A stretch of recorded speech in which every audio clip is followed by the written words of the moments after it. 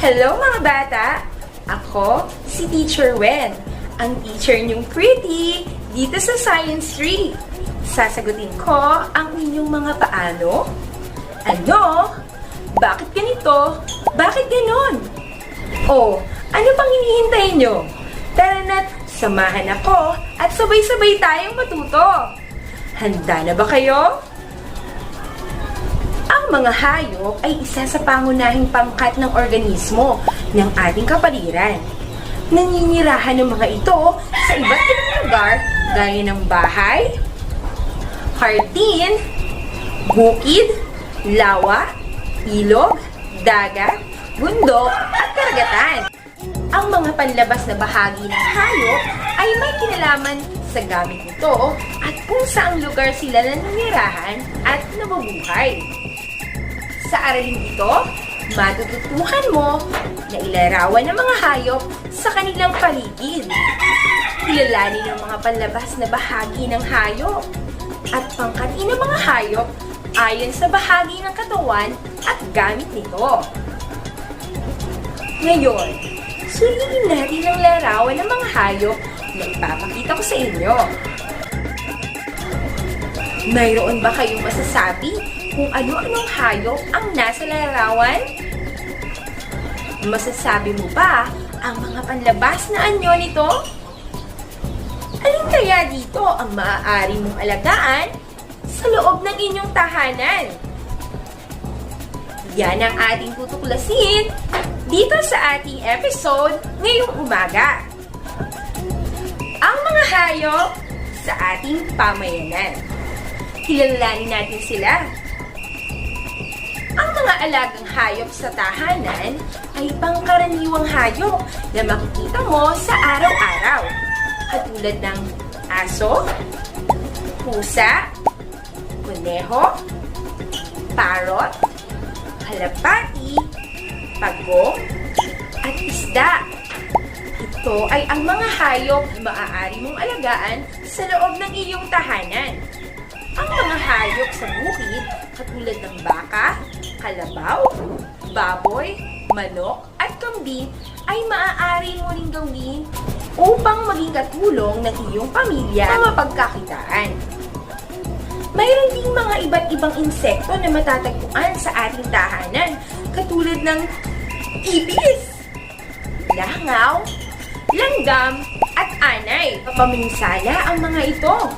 Maaari kang magkasakit o maaaring masira ang inyong kagamitan sa inyong tahanan. May mga hayop din na matatagpuan sa ating hardin, katulad ng uod, uwang, tutubi, paru-paro, ipaklong, at kagamba.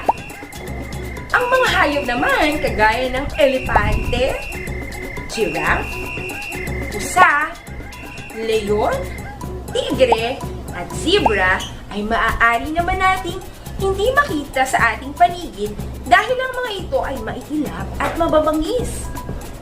Sila ay naninirahan sa kagubatan at talahiban. Nagkakaiba-iba ang mga hayop sa bahagi ng katawan ng kanilang ginagamit sa paggalaw at sa pagkain. Iba-iba ang kanilang mga galaw. Ang mga hayop na naninirahan sa lupa ay karaniwang gumagalaw gamit ang mga paa sa paglakad at pagtakbo. Ang mga hayop na may palikpik ay naninirahan naman sa tubig. Sila ay gumagalaw sa pamamagitan ng paglangon.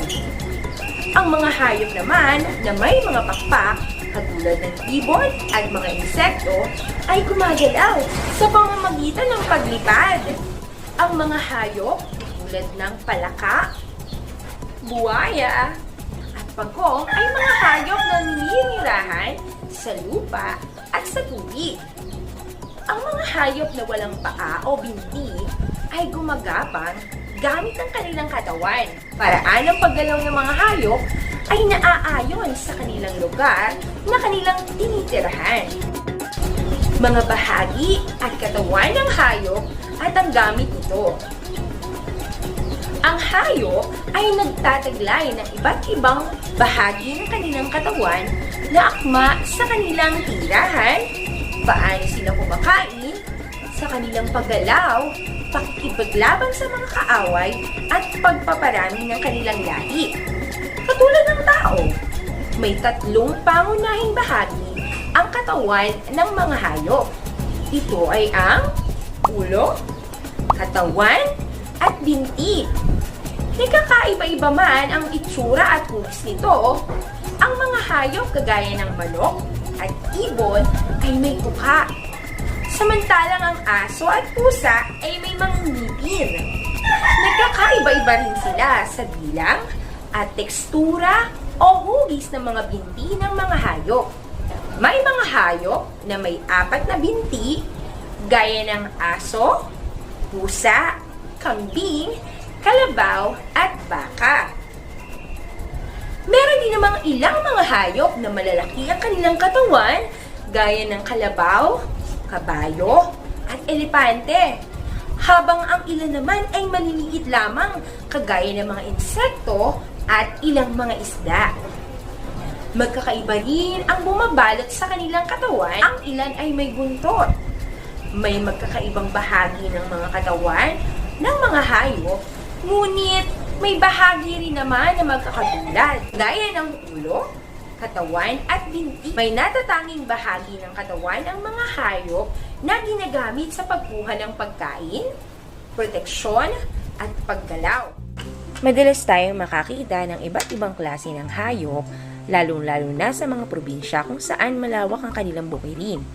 Makikita natin ang mga baka na may 4 na paa. Ang kambing ay isa rin sa mga hayop na makikita natin sa bukid. Ang kambing ay may ulo, tenga, at 4 na mga paa. Samantalang ang giraffe naman ay may mahabang leeg at 4 na paa. Ang palaka ay may maiksing leeg at 4 na paa. Samantalang ang ibon, ang gaya ng kalapati, ay may paa at may 2 pakpak. Meron din namang mga hayop na mayroong mga buntot katulad ng baka, unggoy, at kuneho. May ilang mga hayop na mayroong mga sungay katulad ng baka. Ito ay ginagamit niyang proteksyon o panangga laban sa kanilang mga kaaway.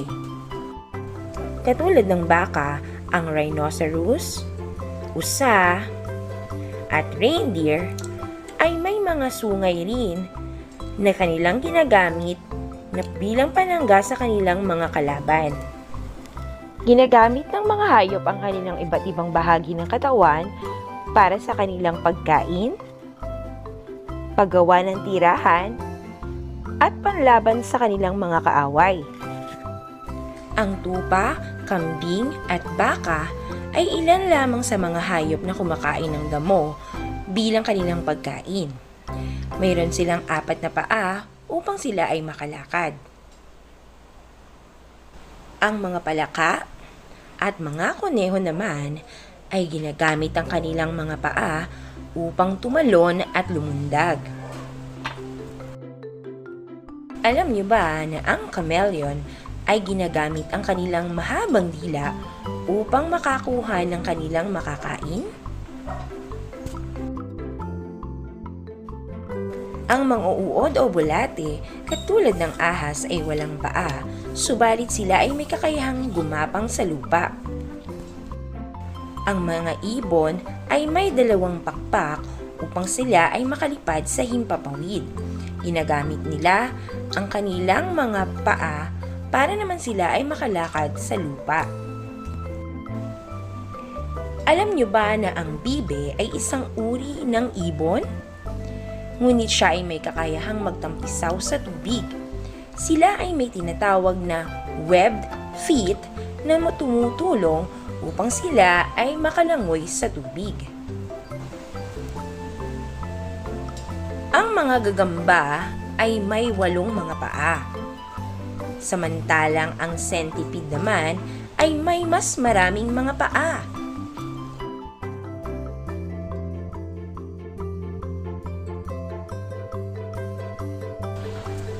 Samantalang ang pinandidirihan nating ipis at mga paru-paro na napakaganda ay may mga pakpak at mga paa. Samantalang ang mga isda ay may mga palikpik upang sila ay makalangoy sa tubig.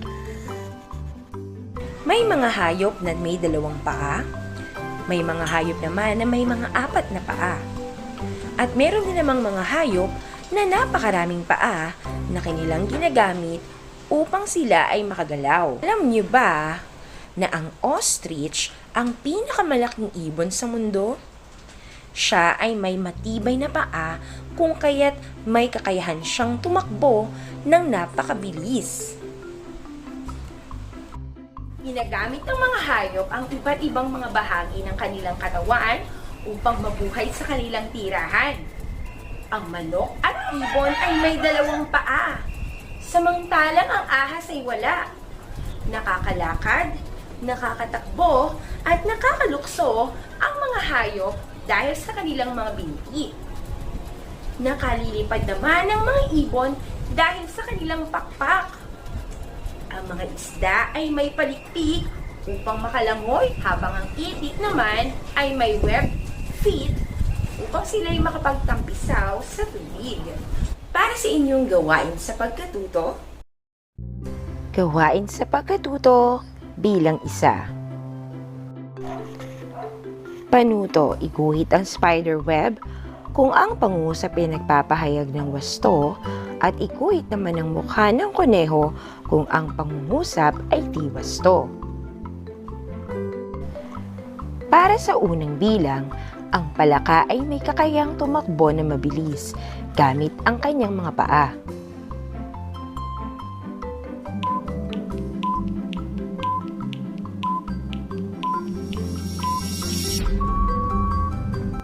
Ang tamang sagot ay mali. Para sa ikalawang bilang, ang mga ibon ay gumagamit ng pakpak upang sila ay makalipad.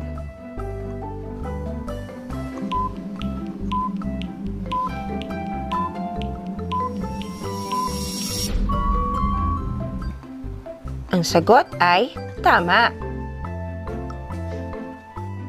Para sa ikatlong bilang, ang tawag sa paa ng kalapati ay web feet.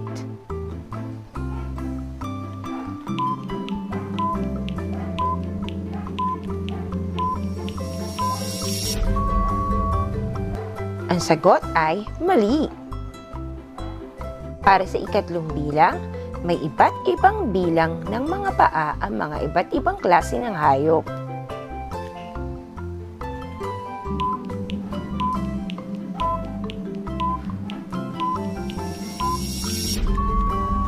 Ang sagot ay tama. Para sa ika-4 na bilang, ang mga hayop na may sungay ay ginagamit ito upang maging panangga sa kanilang mga kaaway.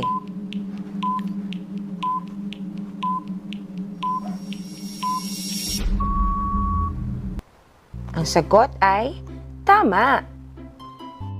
Para sa ika-5 bilang, ang leon, tigre, zebra ay ang mga hayop na pwede nating alagaan sa ating mga tahanan.